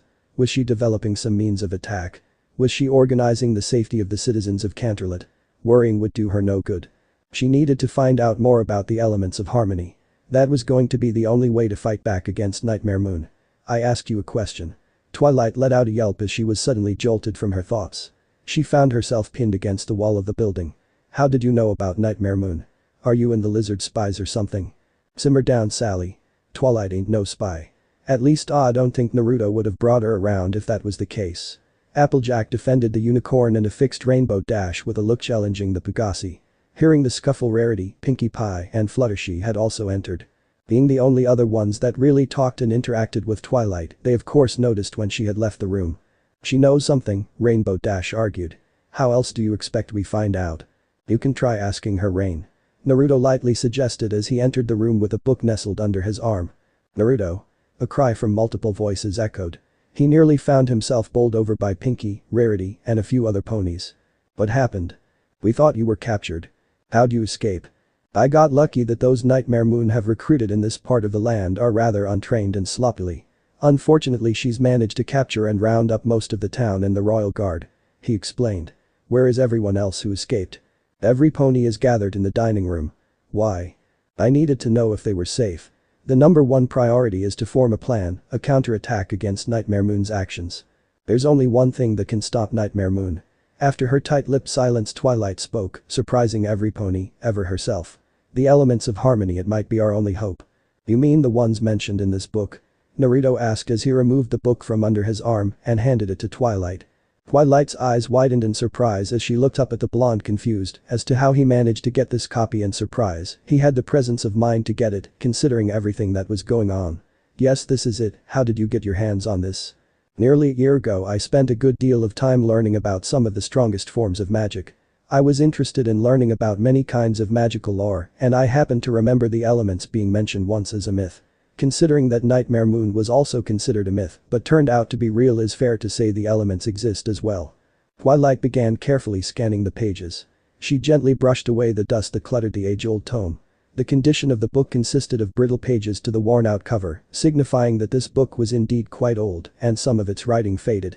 There are 6 elements of harmony, but only 5 are known. Kindness, laughter, generosity, honesty, and loyalty. The 6th is a complete mystery. It is said, the last known location of the 5 elements was in the ancient castle of the royal pony sisters. It is located in what is now known as the Everfree Forest. Looks were exchanged between the Ponyville ponies. What? Twilight wondered aloud as she noticed the apprehensive looks shared between them. The Everfree Forest is simply a most dreadful place. Rarity admitted with a shiver as she hugged herself. Rarity had initially tried to find gems in the forest once, only to have a downright frightening encounter with some of the local wildlife. Ever since then she hadn't stepped a single hoof into there. And it ain't natural. Applejack added. Folks say it don't work the same as Equestria. We do our best to avoid going in there whenever we can. The apple farmer finished. I know the Everfree better than any pony here. Naruto remarked as he pulled out a map he had stashed in his back pocket. I've regularly encountered a lot of the wildlife around the area whenever I took up requests to gather herbs and such. The Everfree is ripe with plenty of exotic plants that would be expensive exporting them from outside areas, so I've taken plenty of trips into the area to make some bits. I even saw some strange structures during some of my trips into the area. If the elements of harmony are located in the structure, I can lead you to it. Not so fast. Look, I appreciate the offer, but I'd really rather do this on my own. Twilight insisted on going alone, feeling that it was her responsibility seeing as she discovered Nightmare Moon was coming, and it was her lack of trying of convincing Princess Celestia of the gravity of the threat that allowed things to escalate this far. No can do, Sugar Cube. Applejack rebuffed her comment. We sure ain't letting any friend of ours go into that creepy place alone. We're sticking to you like caramel on a candy apple. As she finished, the rest of the mares HMPH in agreement, but some were still shaking, such as Rarity and Fluttershy. Between the 7 of us we should be able to handle it. Before Twilight could speak, Naruto quickly began to make a series of logical reasons why they should go to shut down Twilight's argument. Think about it logically, Twilight. I should go because I know the area best, and you have a better chance of getting around safely if I were to lead you. Applejack, Pinkie Pie, and Rainbow Dash are both talented in strength, agility, and speed, meaning they'll be useful in fighting off the creatures of the forest, as well as scouting ability. Rarity's gem finding ability might prove useful in finding the elements of harmony if the hints of them being in the shape of gems I found prove to be right, and Fluttershy is talented with animals, which will be useful where we are going. If we all stay together, keep our heads low, and keep quiet, we should be okay. Twilight silently agreed that there was little to no flaw in his reasoning. If she was going to find the elements and stop Nightmare Moon, every second mattered. Is it really safe to go with just the 7 of us? Rarity nervously voiced her opinion as she tried to mentally prepare herself for this journey. Should we not also get Big Mac, Lyra, and some of the others? Surely their talents will also come in handy. They need to be here when Nightmare Moon forces attack Rare to help keep every pony safe. The only other option would be bring every pony with us, and I'm sure I don't have to explain how terrible of an idea that would be. Naruto pointed out as realization coursed through Rarity's features, to which the mare silently nodded.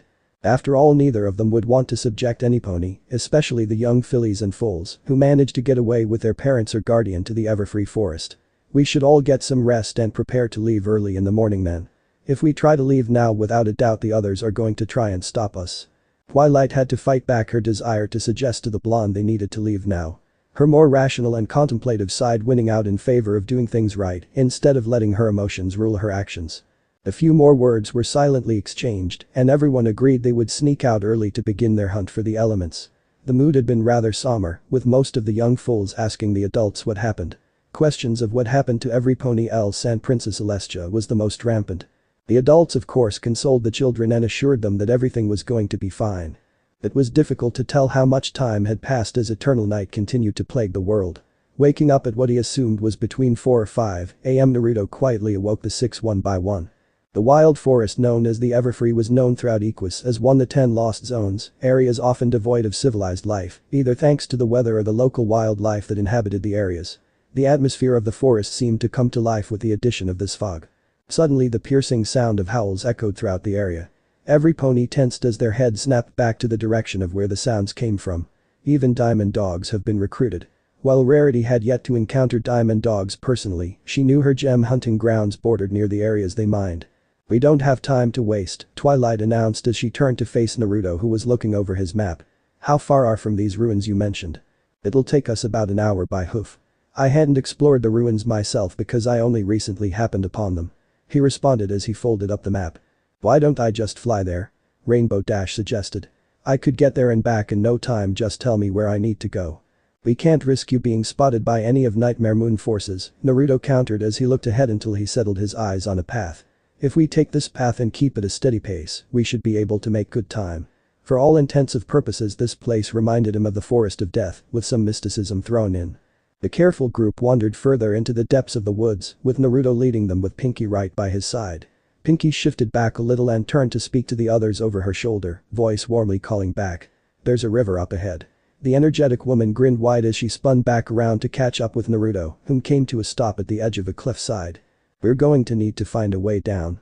Naruto began speaking with a cold terror coursed through him.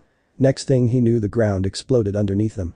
They all let out a cry as the ground and trees on the cliffside began to tumble over into a crumbling heap of debris. Those who had the ability to act reacted with their natural instincts.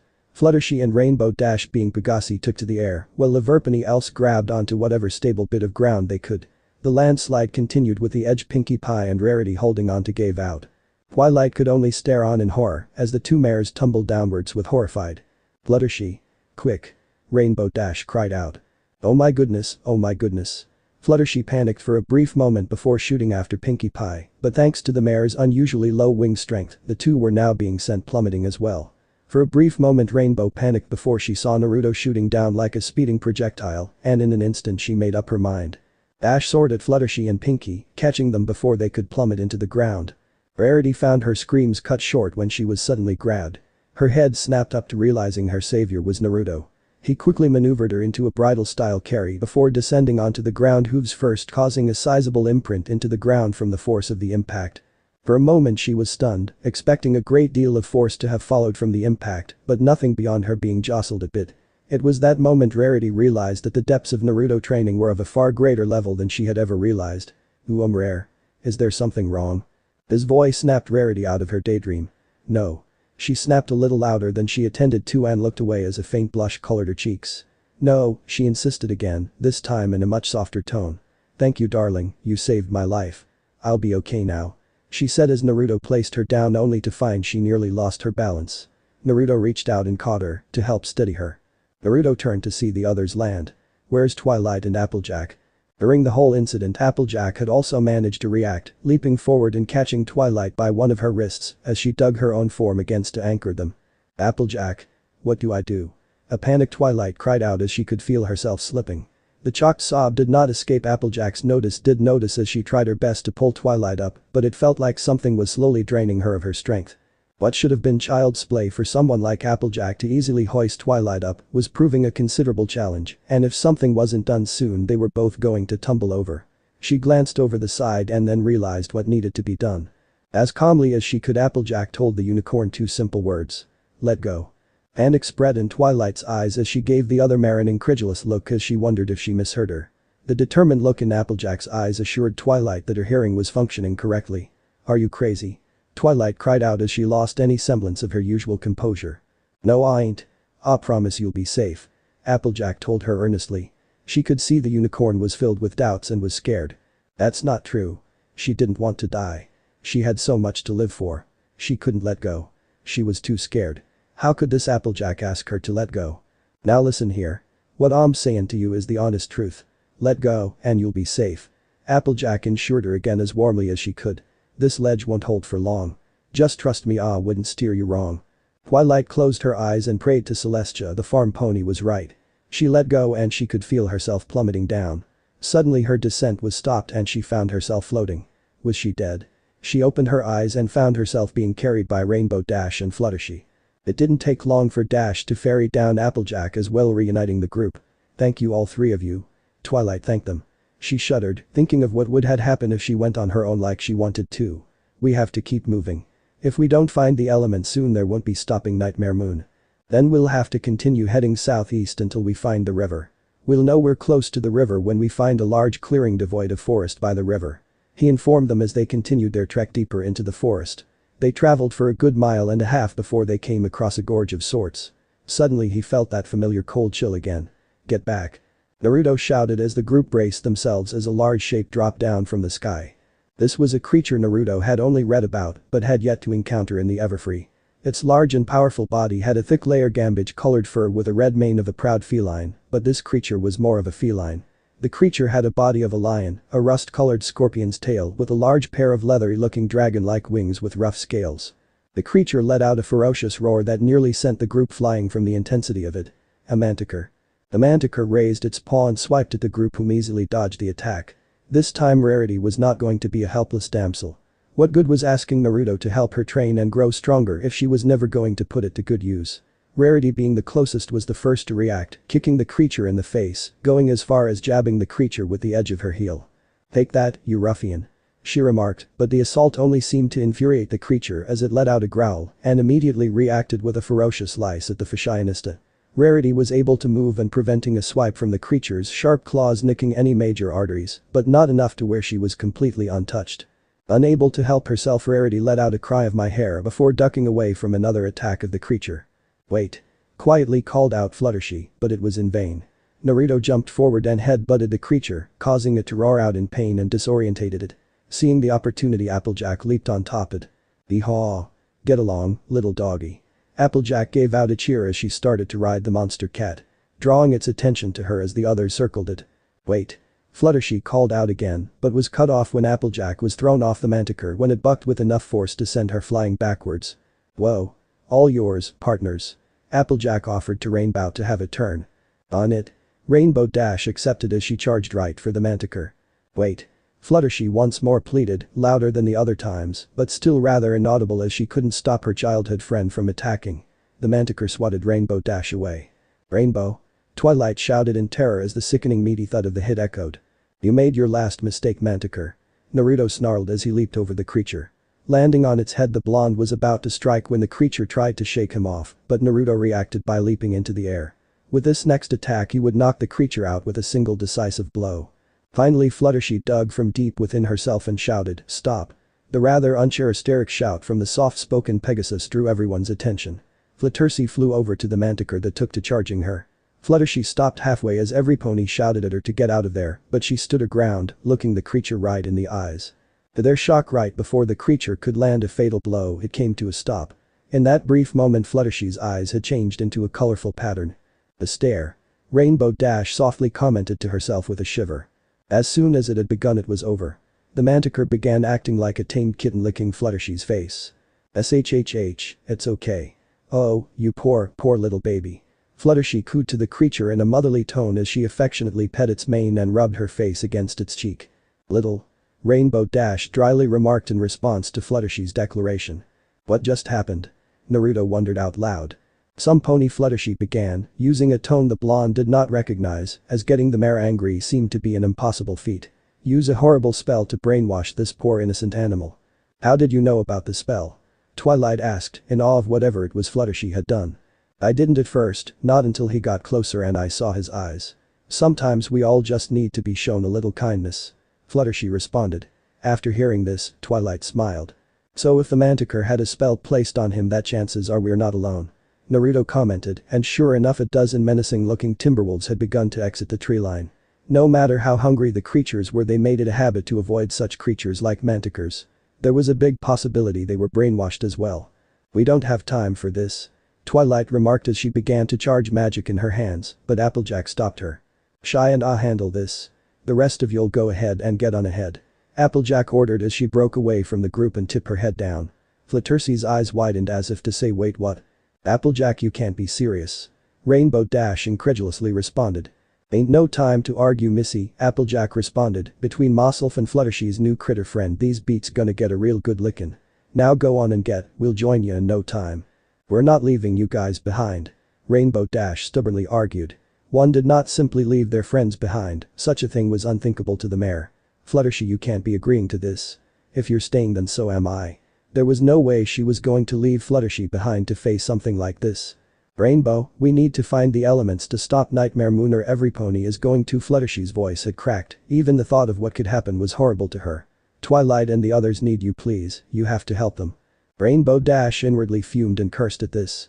She was put between choosing her best friend or choosing the fate of Equestria. It wasn't fair, it simply wasn't, and she knew what she was going to choose. She was going to choose what she knew, what Fluttershy was silently pleading her to do. Despite not verbalizing, Rainbow Dash had reluctantly made her decision. "We don't have time to argue. If Nightmare Moon is aware of our current goal, the most likely response is to deploy her forces as a reactionary measure to impede our progress. We have to go, and now," Twilight argued before sending a grateful look to Applejack. "Thank you and please stay safe." Twilight gave one last look back before the rest of the group took off ahead. Silence permeated the group for a while. "They'll be okay. It'll take more than some timberwolves to take down someone like Applejack, and considering Fluttershy just tamed a manticore, I would be more scared of her than them anyway," Naruto assured the unicorn, his humor bringing some semblance of a smile to her face. Twilight shook her head, trying to clear away the thoughts and reassuring herself that the abilities the two mares possess would result in them getting out of the situation alive. For now she needed to push away the concern and focus on the mission. Suddenly Rarity let out a whine of disgust as the hard dirt and earth slowly started to resemble something more like mush and mud.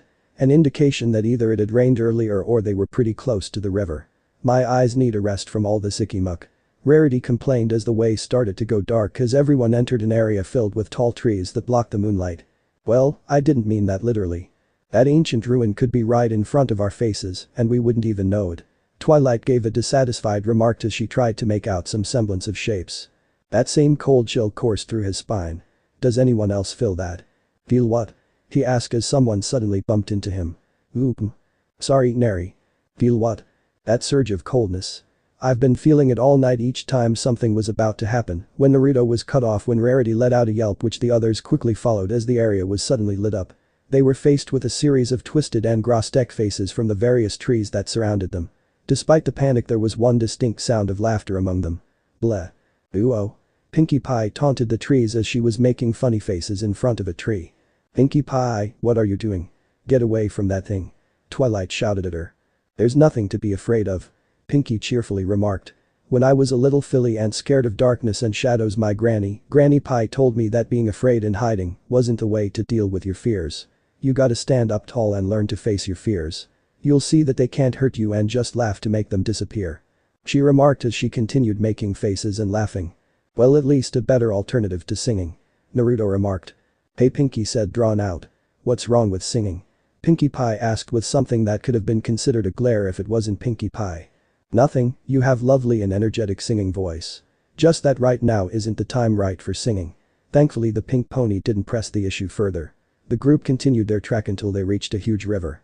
Rainbow probably could ferry all of them over, but there was no telling what sort of dangerous creature could be in the water. How are we gonna cross this? Pinkie Pie asked the group. Before anyone could think any further, they all hear crying in the distance. Huh? The flamboyant-looking sea serpent was crying about something. What a world, what a world. The sea serpent loudly sobbed to himself, the tears causing the river's rough waters, thanks to his size in comparison to the river's narrow size. Every pony approached him. Excuse me, sir. Why are you crying? Asked Twilight timidly asked the serpent, having never encountered another species this large before. Well, I don't know. I was just sitting here, minding my own business, when suddenly I was attacked by a flock of griffins demanding I tell them where the followers of the sun were. I managed to escape, but not before they tore half of my beloved mustache clean off, and now I look simply horrid. The serpent finished recalling the event that led to distress. Oh, give me a break. Rainbow dryly remarked as she folded her arms. That's what all the fuss is about. Why, of course it is. How can you be so insensitive? Rarity immediately rounded on Rainbow Dash while sending a Pegasus a look, indicating that the latter should feel guilty for how insensitive she was being to the serpent's plight. Oh, just look at him and such lovely luminescent scales. The upscale unicorn appraised as she looked them over. I know. The sea serpent responded as keeping himself fit and fabulous had always been one of his life goals. And your expertly coiffed mane. Rarity continued her appraisal. Oh, I know. The serpent replied, being taken in by the comments. Your fabulous manicure. That's so true. All ruined without your beautiful mustache. It's true, I'm hideous. He responded with a wail. I can fix this, she said. By my word as a fashionista, I shall not allow this crime against fabulosity to go uncorrected. What is your name? I am known as Stephen Ovgoltz, but you may refer to me as Steven. I believe in your language it means crown. May I have the name of the lady who is helping me in my greatest hour of need? Rarity, she said as her horn lit ablaze with magic. Now you sit tight. She said as she pulled out a dagger she was keeping in her purse. She had felt the weapon would have been needed in self-defense, but she supposed this situation would be just as good. Rarity lifted up her tail up in one hand the dagger in the other. Biting her lip and clenching her eyes without giving herself time to hesitate, she made one clean cut. The others gasped as they realized what Rarity had just done. There was just enough tail hair left to cover the dock. Using her magic Rarity combined her severed tail fur with the serpent's mustache. Rarity's career allowed her to exercise her magic in precise and in rather uniquely flexible ways that tended to be uncommon with unicorns. One such way was the mending she used to combine her tail with Crown's mustache. Steven let out a squeal of joy when his reflection of the water showed off his mustache mended. How wonderful. You look smashing. Rarity complimented as she admired her handiwork. "Oh, Rarity, your beautiful tail," Twilight softly remarked in awe of her fellow unicorn sacrifice in the form of her tail. Of everything Twilight had witnessed of the mare, she seemed practically obsessed with cleanliness, being proper, and faction. The fact she was willing to sacrifice her tail like that was one of the most generous things Twilight had ever seen. "Oh, it's fine, my dear. Short tails are in this season. Besides, it'll grow back." Despite the brave face the unicorn was putting, it was obvious it took a lot from her to do something like that. "To give up your own fabulous tail to fix my mustache, I am in your debt, my fair lady. If there's any way I can possibly repay you for this." "Tut tut tut. No need to repay me, darling. I simply saw a fellow lover of fashion in distress and I had to help. I insist on reward you for your kind act, Miss Rarity. Perhaps I could say." Steven looked over at the opposite side of the river.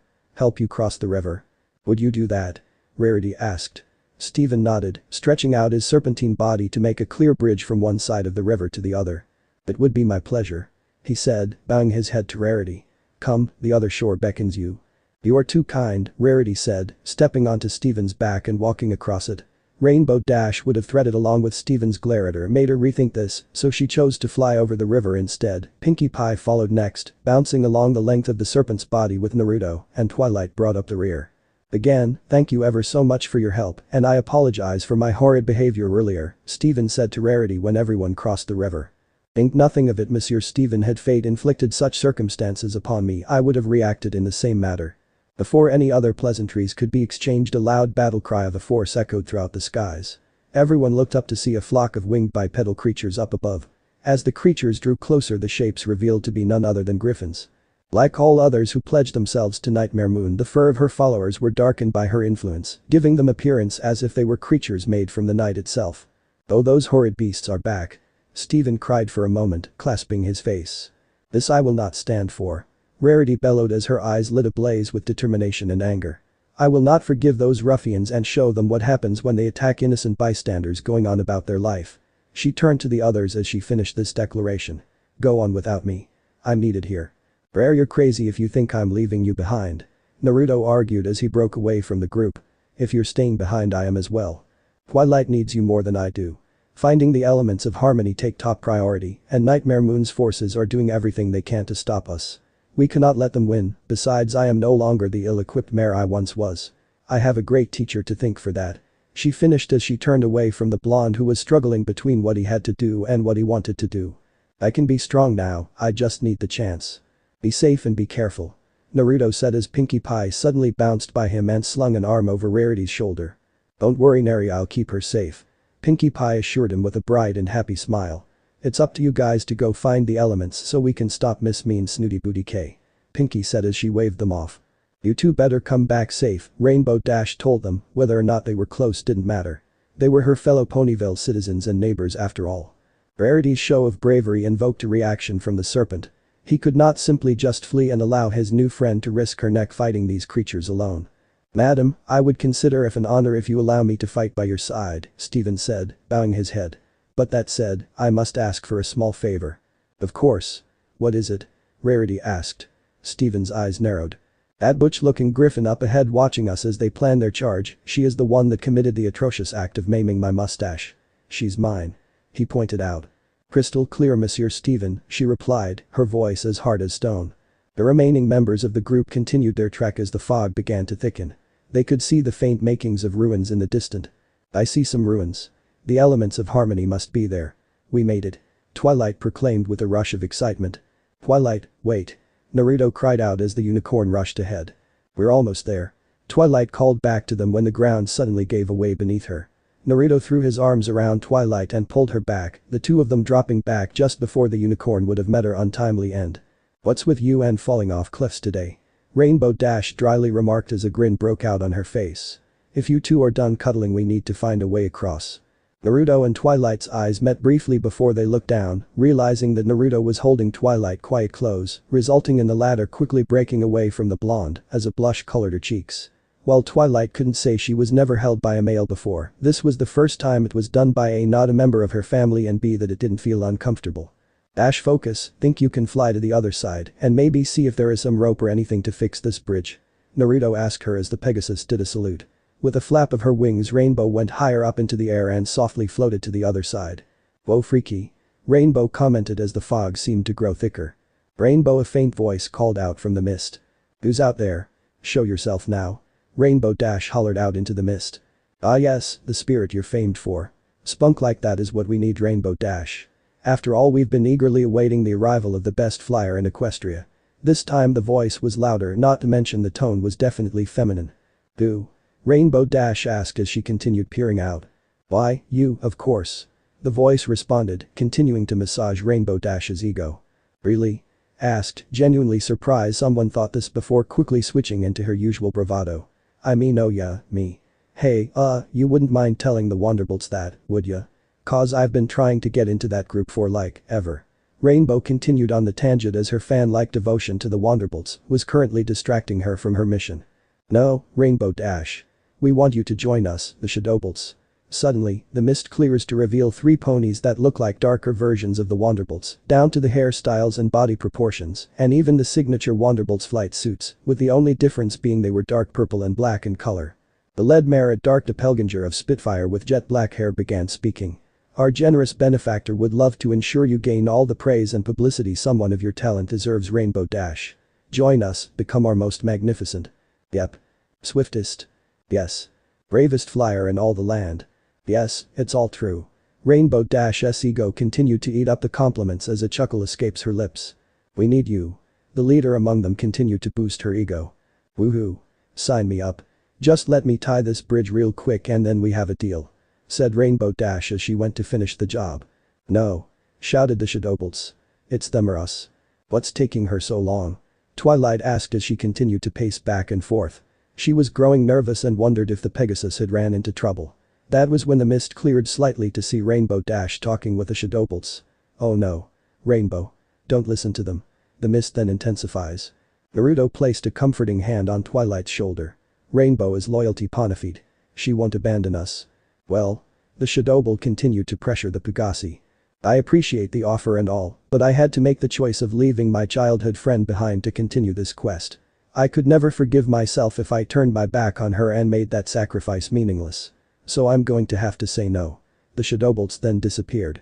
Indeed, finding additional rope, Rainbow fixed a path allowing Naruto and Rainbow to walk over the gorge as they approached the ruins.